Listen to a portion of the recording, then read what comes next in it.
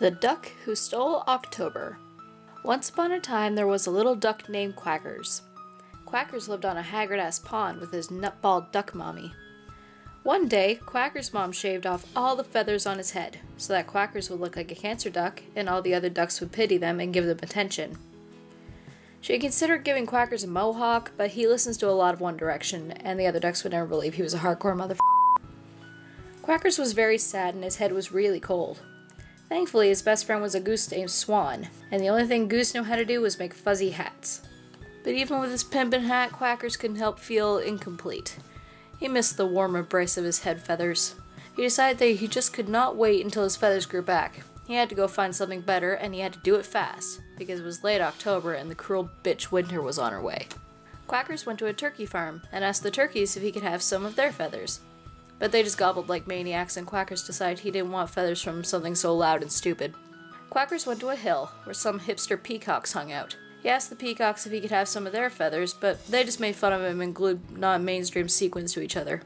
Quackers decided that his hat was already too hipster anyway, and flew to find someone else to help him. Quackers flew into a shop in the city. Well, he hit the window first and confused the out of an old lady. He waddled to the seasonal section and tried on some Halloween hats and wigs. He tried Goth Duck, Lady Gaga Duck, Iron Man Duck, but none of them suited him. So he dressed up as a devil duck and left the store, scaring the old lady again as he left. Quackers was so sad. He got all emo and sat in a swamp singing Black Veil Bride songs. A hungry alligator saw Quackers from across the swamp, and he started swimming towards him with his mouth wide open. "What the hell do you want?" yelled Quackers right before Alligator swallowed him whole. "Well, I'm going to eat you. You are a duck, and I am a very important alligator who needs to nom," said the alligator. "What makes you so important?" said Quackers. "I am October the alligator. I live here in the swamp with my 11 brothers and sisters. We control the months of the year. If I don't eat you, then I might starve. And if I starve to death, then there will be no more October. So please let me eat you for the sake of mankind." Bonk! Quackers hit October the alligator on the head with the golf club, picked him up, and flew him away from the swamp. Back at home, Quackers became the talk of the lake.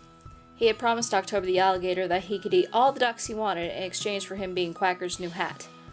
Together, Quackers and October ruled the lake in an evil dictatorship. Anyone who opposed them were violently eaten. After decimating the duck population, Quackers and October left the lake and began overthrowing other places, like the Llama Circus and the Octopus Art Center. Eventually, Quackers' feathers grew back and he no longer needed October the alligator, so he flew him back to his home. Unfortunately, Quackers dropped him from really high, and October landed on all of his siblings, killing all the alligators. With no alligators controlling the months, the earth fell into havoc.